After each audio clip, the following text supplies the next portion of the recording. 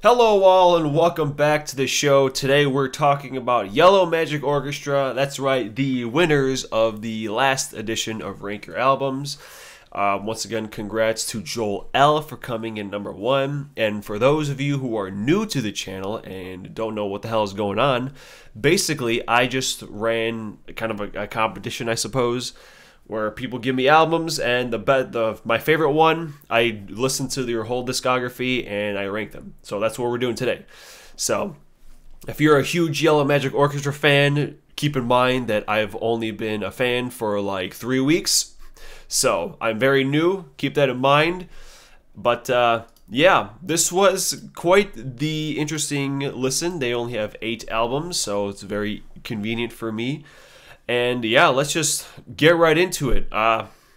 These bottom 3 I do not want to listen to again. And then the top 5 are all pretty good. So let's go. So unfortunately, coming in at last place is their final album, Technodon. And also, first of all, before I even listened to this album, I had to mention that not only is this my least favorite album of theirs, this has got to be one of the single worst album covers of all time. I mean, that is a terrible image. So yeah, these bottom few are all very sample heavy, and I think this one is the heaviest because it's a lot of very long songs. It's their longest album by a lot. I mean, it's the only one that's over an hour long. There's a lot of songs. It's basically just super repetitive music with people talking. You know, they just sample the same couple things over and over again, the whole songs, and some of them are like 6-7 minutes. And I'm just like, this was the only album where I was like really bored listening to. So yeah, unfortunately, their final outing is definitely a major skip for me.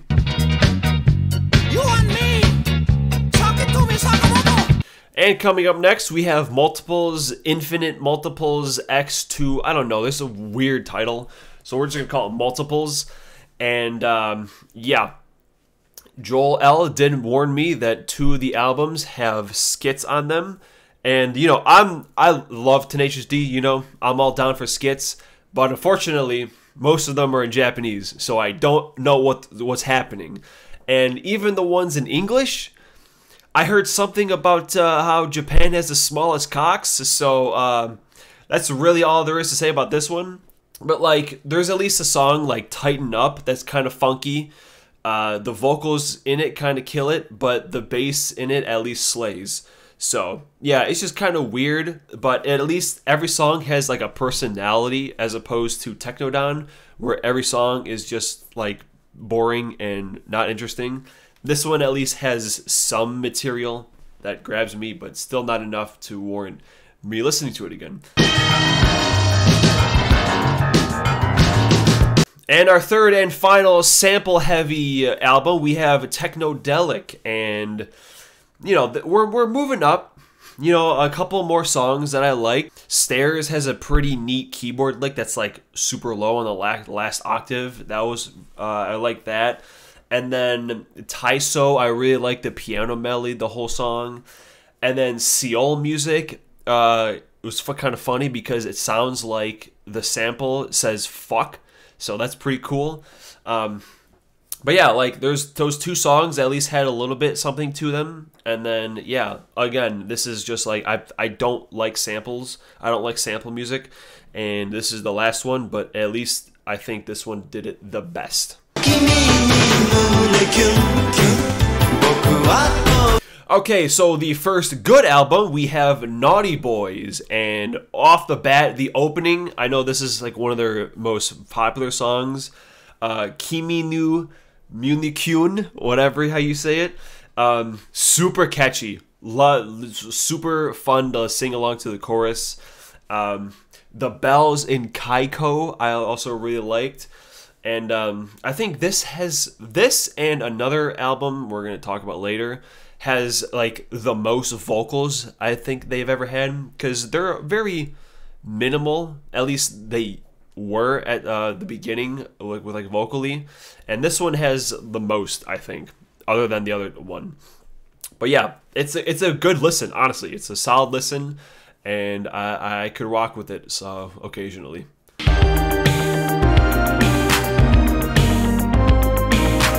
And up next we have BGM, background music, and once again we have another really solid album. Also, I just gotta say, reading into each of these albums as I was listening to them, I think like half of them had some mention how it was the first album to do this. You know, we had a first album to use like this drum machine rolling thing. Then there's another one where it was like the first. I actually think it was one of the ones we just talked about, but like another one where it was like super sample heavy. It was like the first album to do that. These guys were like pioneering a lot of shit, and that's super impressive. I don't know if this one was one of those, but I just had to mention that I think this band is really cool, and they paved the way for many out there. But yeah, 1000 Knives is pretty cool. I like it's a very solid groove under the track the whole time. Camouflage is neat too. It's like the main section, it kind of sounds sneaky, like someone's sneaking around. I thought that was fun. And then like besides the last track, like all of the side 2 songs had at least a little bit of a cool thing in each song. So I definitely think the second half of the album is better. But yeah, just really solid shit. They're good albums.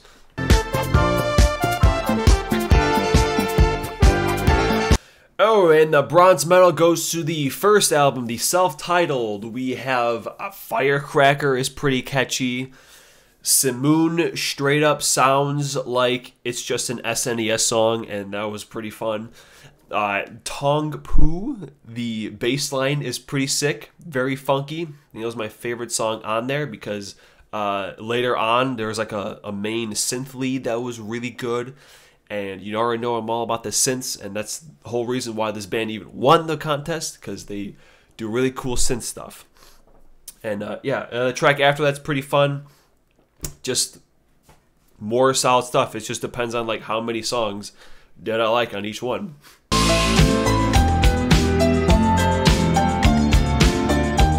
Okay, and the runner-up goes to Service, and this is the other one with skits. Except, whereas Multiples had some in English, this one has none. All of them are completely in Japanese, and about like 20 minutes as well. Like one of the releases, they cut out all the skits, and it was a half hour of music. With the skits, it's like 50 minutes. So there's 20 minutes of bullshit. I have no idea what's going on. So I just skip right by those. And then the 30 minutes of music was actually like really good. Like every single song, like Limbo was like on the brink because the vocals in it I didn't really like, but like the bass in it, my man was absolutely slaying it the entire song. But then every single other song, I think there's seven main songs. All the other 6 were just like really goddamn good. This is the other album I was talking about where there's like a lot of vocals, and it's just really great. Like Chinese Whispers is just fantastic all around. You like great bass, the keys, vocals. Perspective is also very good. I think that was my favorite song in the album because I just really love the keys and the vocal delivery and the verses. This was just a good one. This is just really good. And had it not been for the few tracks on our number 1, which you obviously already know what it is, this probably would have been number 1 because it's just a great listen all throughout. But of course, once again, coming in at number 1, we have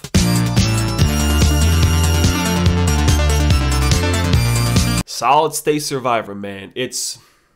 Shit's just really good. Like Rydeen and Technopolis alone, I can't even imagine living my life without hearing those songs again. They're just so good.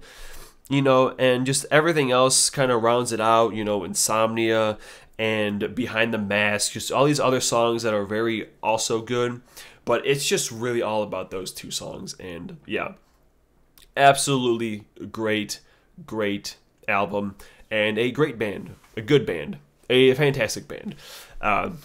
unfortunately, we did lose 2 of them last year. So man, if I would have got this album like 3 Rank Your Albums ago, I probably would have been around to hear the news, and I would have been sad. But yeah, once again, congrats to Joel L. with this good-ass album. Very good listen discography, and I'm excited. Well, obviously they're not going to do anything new, so yeah, maybe I'll dive into some of their solo careers. But yeah, as for now, we're about to hit February, and it's time for my anniversary once again. So stuff's coming down the pipeline. Stay tuned, everyone.